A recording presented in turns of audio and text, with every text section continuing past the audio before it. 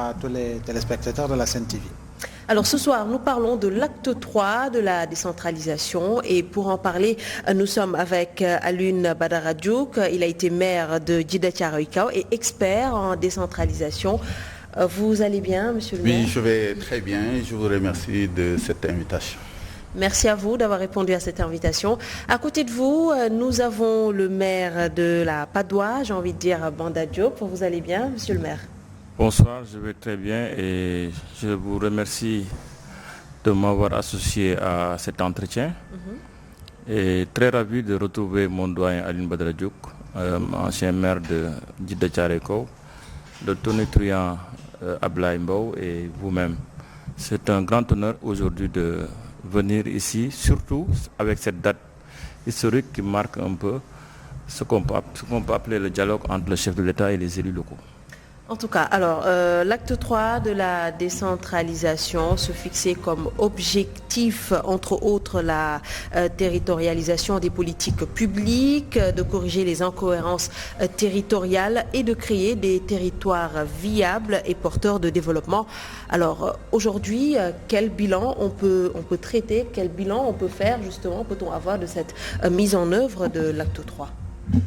Oui, vous savez que c'est lors du Conseil des ministres délocalisé à Saint-Louis que le président de la République avait pris quelques mesures pour aller dans le sens d'une réforme beaucoup plus osée, beaucoup plus ardue, donc en matière de décentralisation. Parce que la territorialisation des politiques publiques n'est réaliste et réalisable qu'au niveau des terroirs et au niveau des territoires.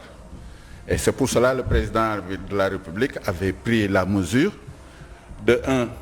pour aller vers l'acte 3, c'est-à-dire de mettre un cadre général, ce qu'on appelle universaliser ou généraliser les communes.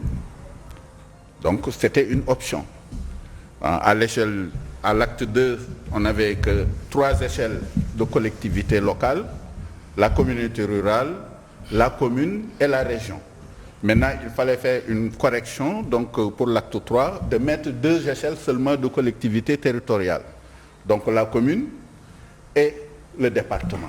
Et je pense que c'était une très bonne option. Et aujourd'hui, avec monsieur le maire, qui est aujourd'hui en exercice, il y a des avancées notoires donc, sur cette politique de décentralisation. C'était ce qu'on appelle la cohérence territoriale. L'axe 2, c'était la gouvernance financière et l'acte 3, c'était de mettre les pôles de territoire régionaux. Et je pense qu'il y a encore des maillons qui restent dans la réforme et je pense qu'au cours de l'émission, nous allons venir sur ce qui reste sur la réforme. Alors, monsieur le maire, on le sait, depuis sa mise en œuvre, l'acte 3 a été fortement décrié.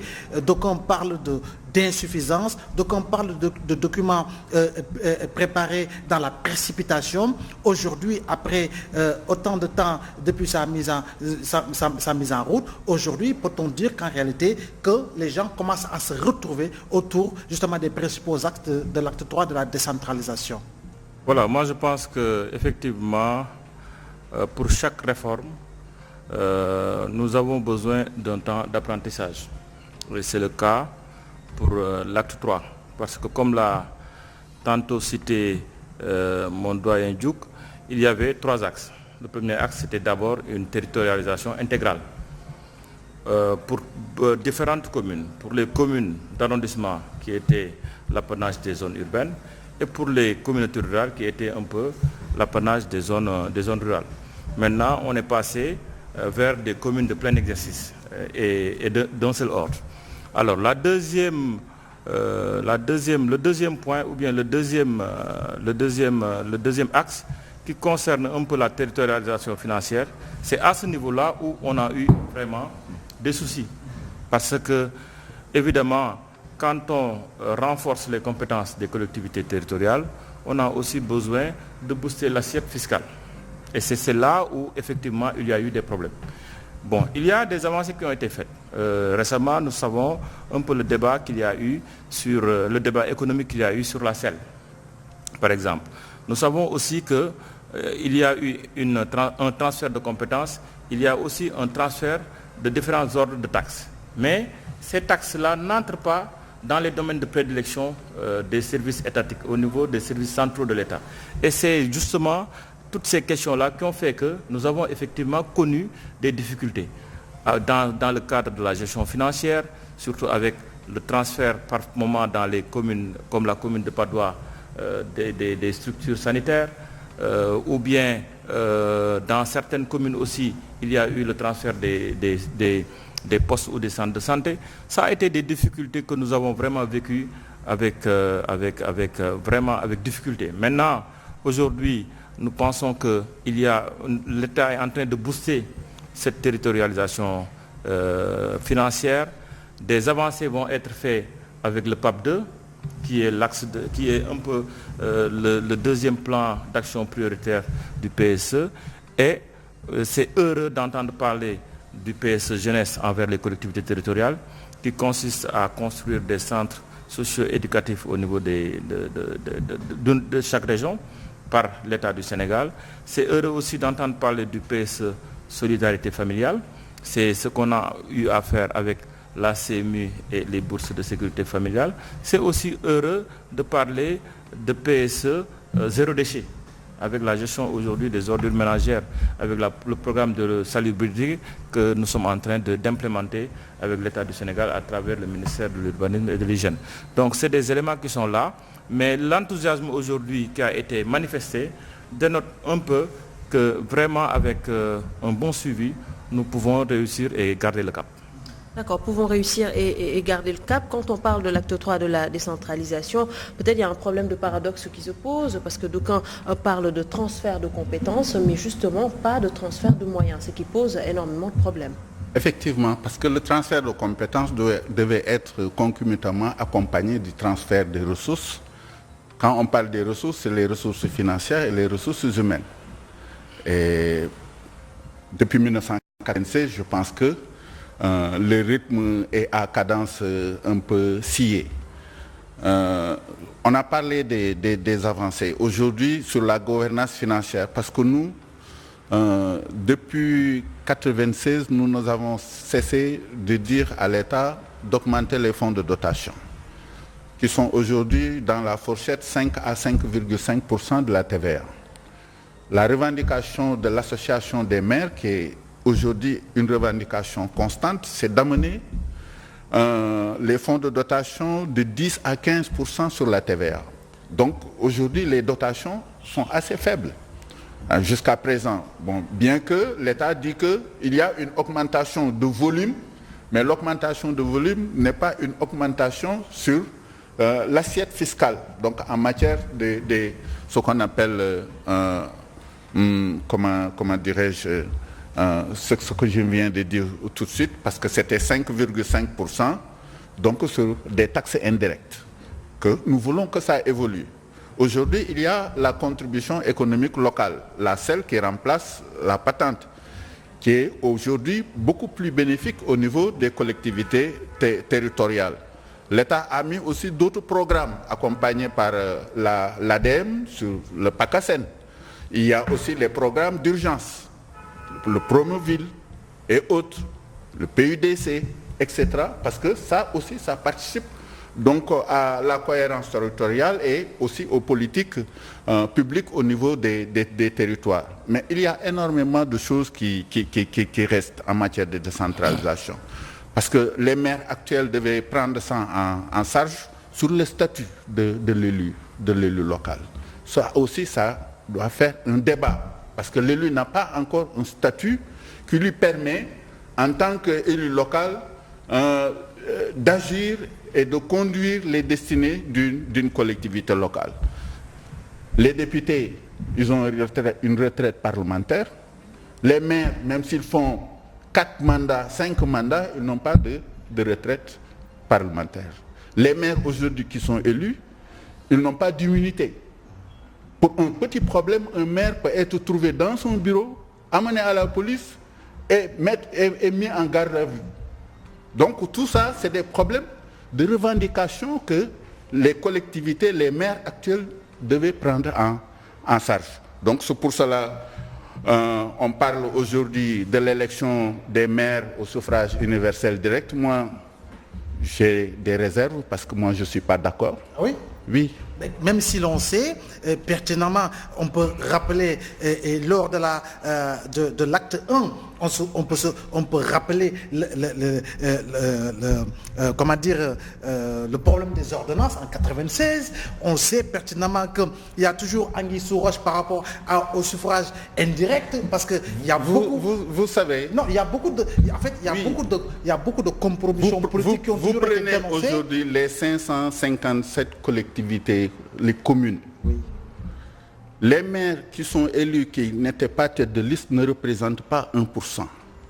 Aujourd'hui, vous pouvez demander au maire quel est le maire qui est élu au suffrage avec une majorité absolue. On les compte. Si vous voulez élire les maires au suffrage universel direct, il faut des mesures d'accompagnement. Il faut aller vers des élections locales à 2 tours pour donner suffisamment de légitimité aux maires. Deuxièmement, le maire, une fois élu au suffrage universel direct avec la majorité absolue, doit choisir ses adjoints, comme un gouvernement local. 3, au niveau du conseil municipal, il faut que d'une manière indirecte, que le conseil municipal puisse élire ce qu'on appelle un président du conseil pour assurer le parlement municipal. Parce que nous avons un problème de gouvernance territoriale, un problème de gouvernance locale, un problème de gouvernance municipale. Et si nous voulons qu'il y ait de la transparence dans la gestion des affaires locales, il faut que le premier maillon de contrôle soit le conseil municipal. Je vous dis pourquoi. Lui, il est maire. Il préside les réunions du conseil municipal à caractère délibératif ou autre. Mais une fois que ce que je viens de dire, on a un président du conseil municipal, le président du conseil va présider les réunions. Le maire, il assure l'exécutif, comme si on était à l'Assemblée nationale, que l'exécutif local est là, avec son programme, et il est audité, questionné, ou avant qu'il y ait des délibérations au niveau du conseil municipal. Donc il y a des questions de fond, parce qu'aujourd'hui il y a l'unanimisme autour de la commission politique du dialogue national, que l'opposition et le pouvoir sont d'accord pour l'élection des maires au suffrage universel direct. Mais nous voulons donner beaucoup plus de gages à cela pour que les maires qui sont élus puissent avoir la légitimité au niveau donc des collectivités territoriales. Alors, monsieur le maire, oui, vous êtes maire de la Patte d'Oie. Alors, l'actualité, vous le savez, c'est aussi ce mode d'élection au maire au suffrage universel direct. Le dialogue politique l'a déjà acté. Alors, quel impact ça peut avoir sur la gestion aujourd'hui des collectivités territoriales? Bon, contrairement à mon doyen, moi, je pense que en soi, ce n'est pas une mauvaise chose. Pour moi-même, c'est une correction qui est apportée au suffrage des citoyens. Parce que vous savez qu'il est arrivé des moments où des personnes ont dirigé, ou bien d'éminentes personnalités plutôt ont dirigé les listes. Et au finish, des contingences ont fait qu'ils ne sont pas devenus maires. Moi, je pense que ce serait bien que les populations, en élisant une liste, puissent élire leur maire. Je pense que ça, c'est une question qui peut être évacuée d'office par le suffrage direct. Maintenant, quant à la fonctionnalité du conseil municipal, je ne pense pas que ça puisse poser problème parce que, effectivement, nous tendons à avoir des gouvernements locaux, des instances fortes de décision, mais une fois que le maire est élu au suffrage direct, je ne sais pas qu'en adviendrait-il pour ses adjoints. Mais je pense que ça ne pourrait pas entacher en tout cas. Ça donnera beaucoup plus de légitimité. Et ça donnera beaucoup plus de légitimité et il y aura plus une mesure d'identification des populations par rapport à même l'exécutif local. Maintenant, effectivement, avant de pouvoir mettre en branle cette réforme-là, effectivement, il faut approfondir la réflexion au niveau du comité politique du dialogue national. Par contre, ce que je voudrais aujourd'hui acter, c'est que, plutôt dire, c'est que effectivement l'acte 3, tout au début, a été vraiment très difficile. Nous pouvons tous tomber d'accord sur cet aspect-là. Mais avec, en tout cas, le souffle qu'il y a eu durant ces derniers temps, nous pouvons espérer qu'il y ait une amélioration. Par contre, sur la territorialisation financière, il y a toujours des efforts à faire. Parce que pour nous, effectivement, il y a eu une réforme de la patente qui a migré vers la selle, mais cette réforme-là a été plus sentie dans la péréquation entre les collectivités territoriales. Nous pensons aujourd'hui qu'une collectivité territoriale comme la Padoue pourrait gagner autant ou bien plus par rapport à cette selle-là, mais nous pensons qu'effectivement il y a eu une péréquation à grande échelle, mais en réalité pour les communes qui sont à Dakar, vraiment le statu quo n'a pas bougé. Par contre, le président a dit quelque chose d'assez important, il y a un fonds de correction à apporter, surtout pour les collectivités qui se sentent lésées. Et ça, je pense que c'est un tuyau assez important, assez intéressant pour les collectivités territoriales, surtout les collectivités qui ont hérité d'un passif comme le personnel des centres sanitaires, comme du personnel ailleurs dans d'autres domaines de compétences. Aujourd'hui, nous pensons que vraiment qu'il y ait cette péréquation-là pour pouvoir permettre aux communes de développer cette territorialisation financière, sans pour autant quand même ne pas saluer la mesure forte que le président a prise aujourd'hui sur la généralisation du PACASEN. Parce que vous savez qu'il n'y avait que 121 collectivités territoriales qui étaient éligibles. Mais aujourd'hui, tous les 400 restants n'avaient pas accès au PACASEN. Aujourd'hui, il a pris la décision courageuse de généraliser le PACASEN. Je pense que ça peut être un bon moyen, en tout cas, de rendre beaucoup plus autonomes les collectivités territoriales, surtout que le précole maintenant est terminé, le PAC est terminé, certains projets d'appui communaux sont déjà épuisés.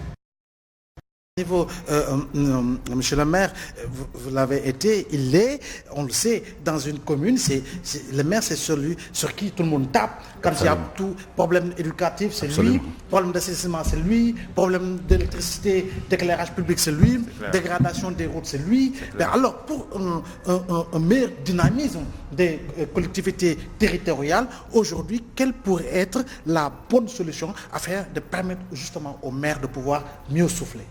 Donc vous savez, parce que la participation citoyenne, elle est fondamentale.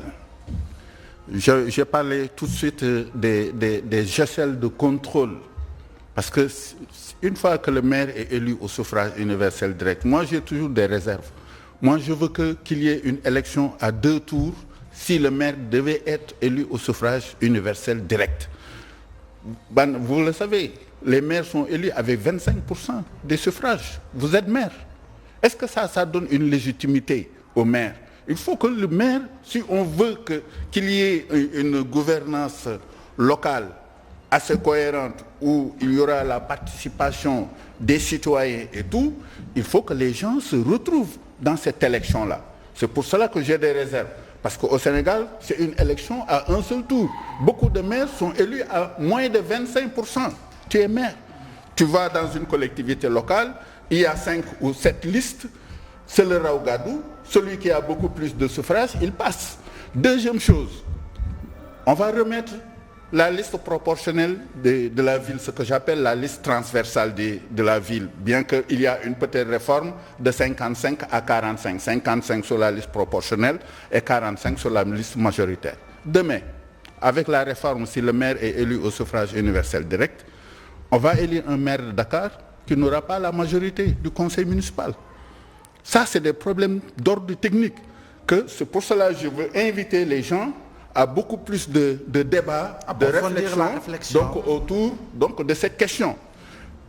Moi, je suis toujours pour la transparence dans le cadre de la gestion des affaires territoriales ou locales. La transparence voudrait quoi? Le maire ici, il a trop de pouvoir. Il le sait. Le maire a beaucoup de pouvoir. au niveau de son territoire, de son périmètre communal. Comment ça, le maire a beaucoup de pouvoir? C'est-à-dire? Le maire, c'est lui qui confectionne le budget. Le budget, c'est déjà l'instrument pour la gouvernance. Quand on parle de la gestion des affaires scolaires, sanitaires, etc., tout ça, c'est le budget. Le budget est censuré par le conseil municipal au besoin. Oui. Tu sais, on a théorisé avec la société civile sur le budget participatif pour faire descendre au niveau des quartiers et tout, pour que les populations discutent de ce budget. Ce n'est pas une réalité aujourd'hui. Le conseil municipal, pourquoi je dis qu'une fois que le maire est, si l'option est prise, que le maire est élu au suffrage universel direct, pour que d'une manière indirecte, le conseil municipal puisse élire un président du conseil. Et comme ça, on aura un parlement municipal et un exécutif municipal pour équilibrer les choses. Alourdir les choses ou équilibrer les choses. Moi, je pense... C'est un équilibre de pouvoir au niveau local. C'est un équilibre de pouvoir. Non, vous savez, ça, ce n'est pas une invention de M. Diouk.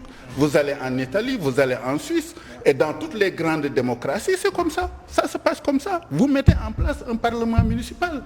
Avec l'Assemblée populaire. Oui, le président du conseil municipal préside les réunions à caractère délibératif. Je suis d'avis avec vous sur cette problématique. Mais pour moi, élire un maire au suffrage direct et ensuite mettre en place un parlement municipal servira peut-être à alourdir les procédures. Moi, je pense que aujourd'hui... Il y a aujourd'hui l'exécutif et le Parlement. Tu sais, nous sommes, je pense, dans l'acte 3. Nous sommes dans la phase 3 de la décentralisation. Parce que si je ne me trompe pas, il y a eu la réforme de 72, il y a eu la réforme de 96 et il y a eu la réforme de 2013. Moi, je pense que nous avons connu dans le fonctionnement, en tout cas, de la décentralisation et aujourd'hui de la territorialisation des politiques publiques, nous avons beaucoup d'aspects à capitaliser avant de passer à une autre échelle. Parce que si aujourd'hui, on devrait effectivement être dans la posture des gouvernements locaux, sans pour autant bien évaluer les deux précédentes réformes, nous allons encore vers des problèmes.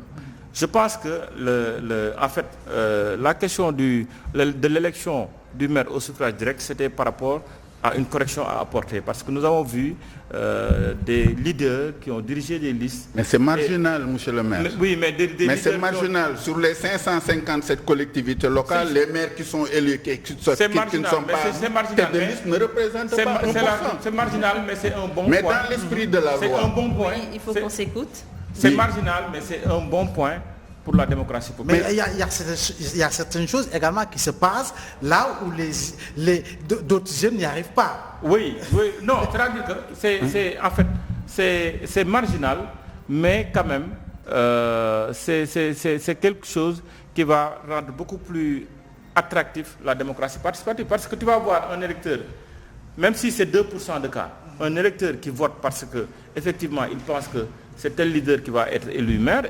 Mais nos communes ne sont pas homogènes. C'est la grande déception. Non, monsieur le maire. Maintenant, parlant même de démocratie populaire, on est en train de promouvoir la démocratie participative, le budget participatif. Moi, je pense que nous ne sommes pas encore assez outillés pour ces éléments-là. Je pense qu'une fois que le conseil municipal est mis en place, effectivement, il faut laisser le conseil dérouler. Parce que le conseil est l'émanation des populations. Les gens qui sont là pour exercer ces pouvoirs-là ont vendu un programme qui a été effectivement accepté par les populations. Mais monsieur le maire, je pense que il ne faut pas qu'on se déroute avec la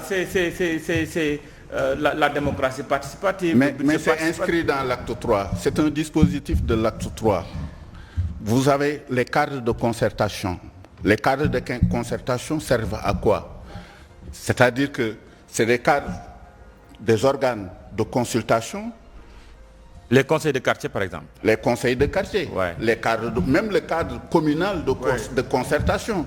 Donc, le maire, il doit s'appuyer sur les cadres de concertation qui existent, les conseils de quartier, le conseil municipal, sa mission, elle est claire. La délibération est d'une manière exclusive seulement au conseil municipal. Mais les organes consultatifs... Est-ce que nous sommes préparés à cela? Parce que vous avez cité certaines grandes démocraties. Par exemple, si vous prenez le cas de la Suisse avec le système de votation, où le citoyen peut provoquer même une élection, là où véritablement les délibérations sont populaires, est-ce que nous, au Sénégal, nous sommes préparés à ça? Est-ce que nous avons cette maturité qui voudrait que, justement, le citoyen à la base puisse jouer ce rôle? C'est pour cela que j'ai dit que ça dépend des cultures démocratiques. Ça dépend aussi des avancées sur le plan démocratique.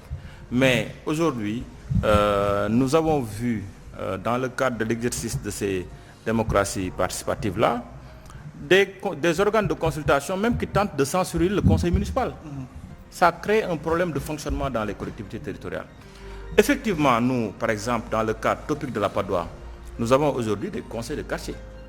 Mais ces conseils de quartier-là, leur rôle, c'est un rôle d'orientation, c'est un rôle en tout cas de réflexion, c'est un rôle de concertation pour l'action municipale. Et ce rôle-là, on a plus besoin au moment des planifications. Parce qu'aujourd'hui, il faut que les conseils municipaux installés puissent faire ce qu'on appelle une planification quinquennale. Et c'est uniquement dans ces planifications quinquennales où effectivement ces organes de concertation peuvent jouer un rôle d'orientation. Mais une fois que ces planifications-là terminées, il faut qu'on puisse laisser à l'organe délibérant, le conseil municipal, avec l'exécutif local, pour dérouler tous les points qui ont été débattus. Mais si on a tendance à chaque fois revenir sur ces instances de concertation-là, pour soit faire un budget, pour soit en tout cas faire une action, on a souvent des problèmes parce que c'est les approches qui diffèrent. C'est souvent des problèmes d'école, c'est souvent des problèmes d'approche. Alors, M. Diop, êtes-vous d'avis avec M. le maire? Non, j'ai des réserves. Parce que moi, je milite pour la transparence des affaires locales. Il y a mes administrés de Djidé Tchareiko qui me suivent. Parce que moi, dans le cadre de la libre administration des collectivités locales, j'avais fait une délibération du conseil municipal en mettant en place ce qu'on appelle un tribunal d'opinion. Il faut 50 signatures de citoyens qui veulent connaître quelque chose sur la gestion de la commune. Ils appellent le maire à un tribunal d'opinion et que je suis censé expliquer tel ou tel acte qu'on a posé au niveau municipal. Ça, c'est un grand bond en avant par rapport à ce qu'il se passe au Sénégal. Mais effectivement, parce que nous devons aller vers ce sens-là. Parce qu'il y a énormément de choses qu'on reproche aujourd'hui au maire. Aujourd'hui, le président de la République vous a parlé de la spéculation foncière. Absolument. Il y a des maires qui ne font que vendre des terres. Absolument. Aujourd'hui, l'État veut mettre un dispensaire, un poste de santé, une école, etc. Mais il n'y a pas de terre. Il n'y a pas de terre. Et juste à côté de Dakar, il y a justement ce problème de foncier qui est récurrent, surtout dans les zones comme Tuawanpel, comme Dias et tout. On voit ce qui se passe également. Mais c'est une réalité. En tout cas, moi, la lecture que j'ai faite des problèmes fonciers qui subsistent au niveau de Dakar, c'est que Dakar concentre 25% de la population du Sénégal sur un territoire de 2%. Alors, ces problèmes de gestion foncière, c'est souvent lié à l'absence de planification. Par exemple, il n'a jamais été indiqué de laisser, par exemple, sortir de terre des cités qui n'ont pas bénéficié de plans de lotissement. Les problèmes qu'on a sur la gestion des inondations aujourd'hui, c'est lié à des maisons aménagées ou bien des ménages édifiés sur des zones non habitables, non édificantes. Donc c'est là où il s'est posé la question de la gestion foncière. Maintenant, à Dakar, c'est difficile de voir, dans aucune des communes de Dakar, en tout cas, je ne vois pas là où on peut faire effectivement des lotissements. C'est impossible. Parce qu'on ne peut pas habiter dans les zones habitables et habiter dans les zones non habitables. Les zones non habitables, c'est les zones où effectivement c'est des points bas, c'est des zones pour recevoir de l'eau. Mais aujourd'hui, les gens habitent partout et c'est ce qui crée les problèmes d'inondation, les problèmes de gestion des eaux usées, les problèmes de gestion des eaux pluviales. Et l'assainissement, malheureusement, ne suit pas. Donc c'est uniquement à ce niveau-là, effectivement, qu'on doit faire attention à la gestion foncière au niveau des collectivités territoriales. Maintenant, c'est un problème d'approche. Mais effectivement, c'est bon de mettre en place des tribunaux populaires. C'est bon de faire émerger la démocratie participative. Mais je pense que aussi il faut qu'on puisse donner force à l'organe délibérant pour pouvoir poursuivre sa politique, pour pouvoir implémenter son programme pour lequel il a été installé. Mais quelque part, oui, Néné.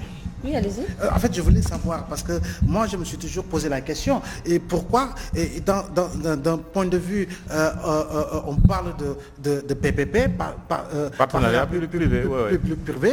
Moi, je me suis toujours dit, mais pourquoi on ne parlerait pas de PCC, partenariat collectivité, parce qu'il y a des collectivités qui sont des collectivités frontalières et qui peuvent véritablement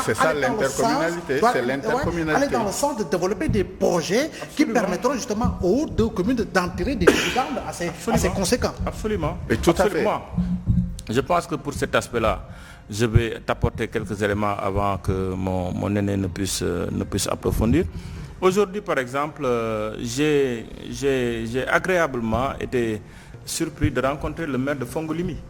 Fongolimi, je ne l'entendais que de nom. Et on a échangé. Quand on a échangé, il m'a fait savoir que dans sa commune, il y a un excédent de production en fruits tropicaux. Moi, par exemple, dans la commune de Padoua, au niveau du marché Limamoulaye, c'est un marché qui, par essence, reçoit beaucoup de légumes, mais aussi beaucoup de fruits tropicaux. Aujourd'hui, j'étais tenté de lui dire, mais pourquoi ne pas faire un jumelage qui permettrait à avoir l'excédent au niveau de ta zone-là pour le marché et vice-versa. Peut-être même si on fait dans la transformation pour l'excédent, de plus retourner au niveau de Fongolimi. C'est comme ça des partenariats qu'il faut encourager. C'est-à-dire que la coopération décentralisée, malheureusement, les gens pensent que c'est de ville du Nord à ville du Sud, mais en réalité, c'est la mutualisation. C'est ce qu'on appelle la mutualisation des forces. Aujourd'hui, malheureusement, c'est un point qui n'a pas encore été très bien développé, mais je pense que ça peut porter ses fruits de la même sorte que le partenariat public-privé.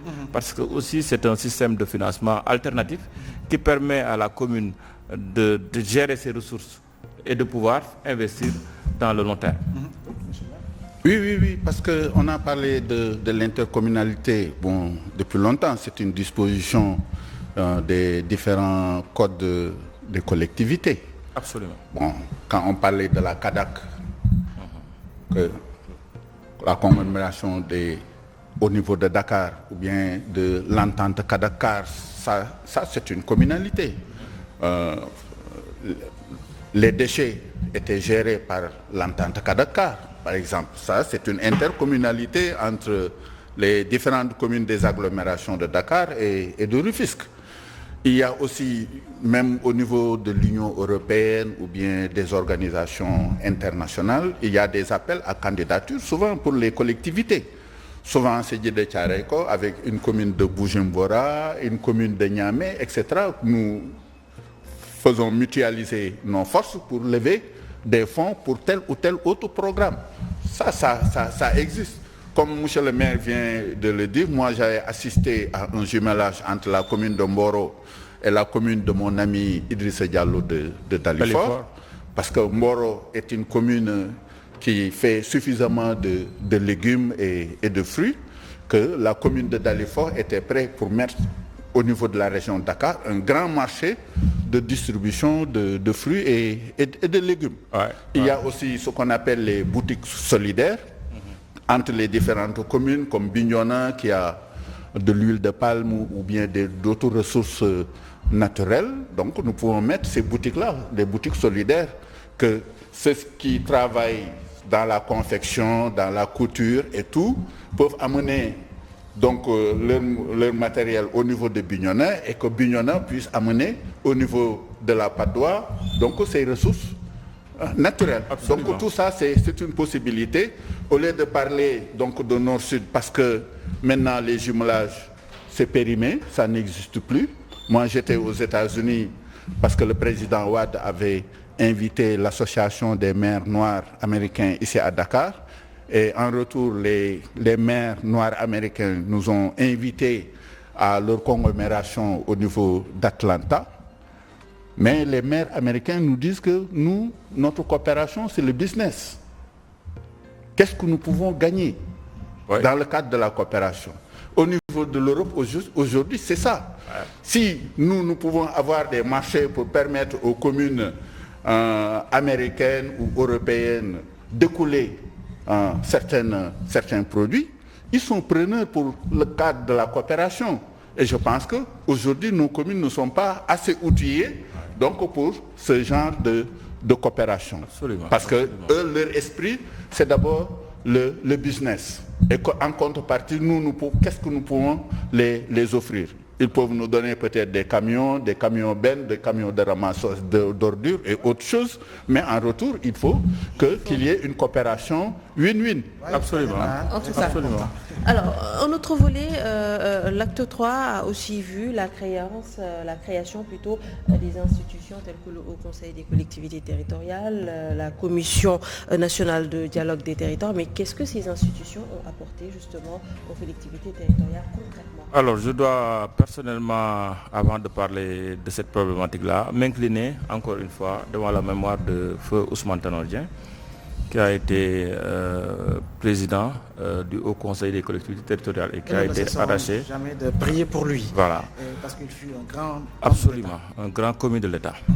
Et personnellement, je pense que eux, en fait, leur travail, la production intellectuelle qu'ils font, c'est plutôt au niveau de la réflexion. C'est-à-dire qu'aujourd'hui, je suis à peu près sûr que sur la journée d'aujourd'hui, par rapport au dialogue que le chef de l'État a initié avec les élus, je pense que c'était un peu des actes préparatoires du Haut Conseil des collectivités territoriales. Donc eux, leur action est plutôt pédagogique. C'est-à-dire que nous savons que nous sommes dans une nouvelle ère, l'ère de l'acte 3, il y a effectivement des leçons à apprendre, il y a des choses à redresser.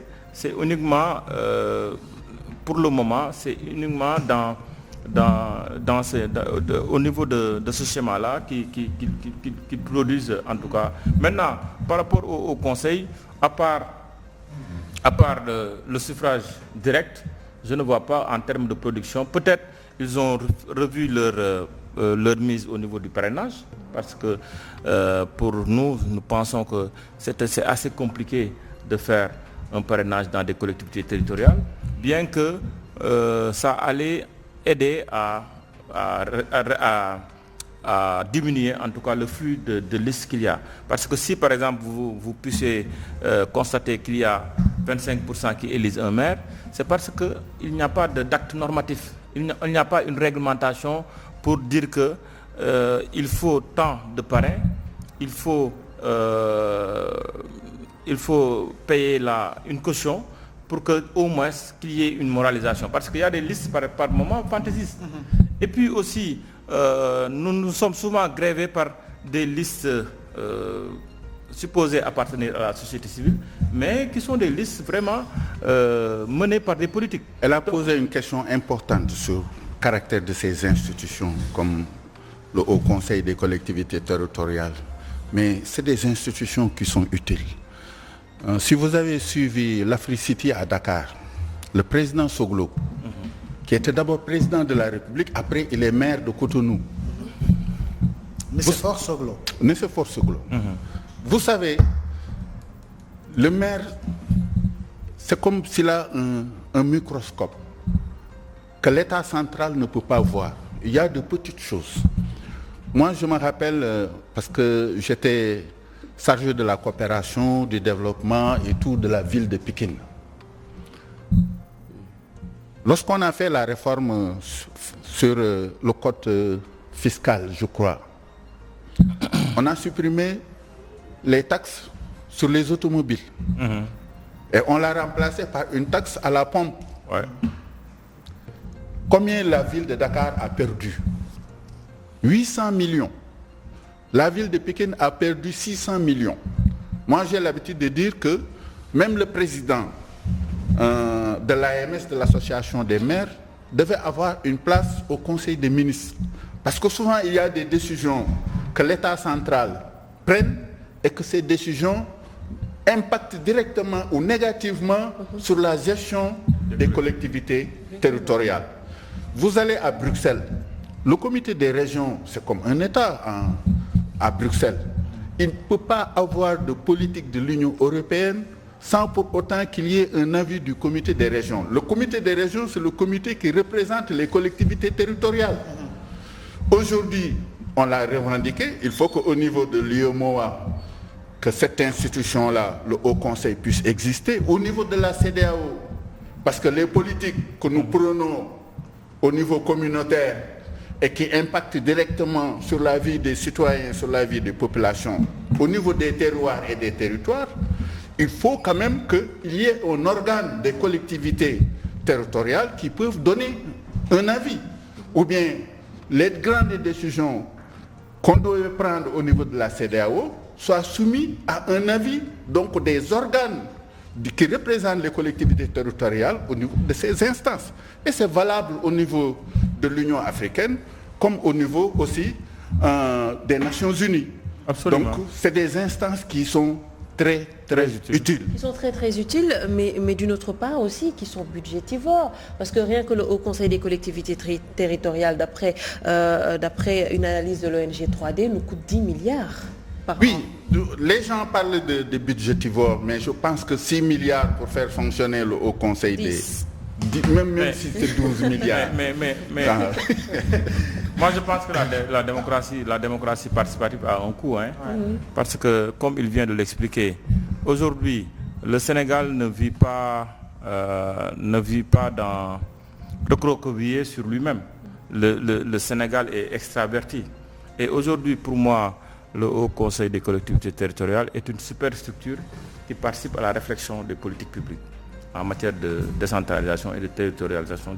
Par exemple, il l'a bien expliqué, si l'UEMOA était appelé à donner une directive aujourd'hui, il faut qu'on puisse l'expérimenter dans les collectivités au niveau du Haut Conseil pour voir quelle sera la finalité, quelle sera la production, quelle sera la valeur ajoutée, l'impact au niveau des collectivités. Je pense que c'est une excellente tribune. Bien sûr, maintenant, il faudra peut-être, avec les différents rapports qui ont été produits par cette institution-là, voir comment apporter des stratégies correctrices. Mais je pense que c'est une institution qui a sa place au niveau de l'attelage institutionnel, de même que la CSE et les autres institutions. Hein.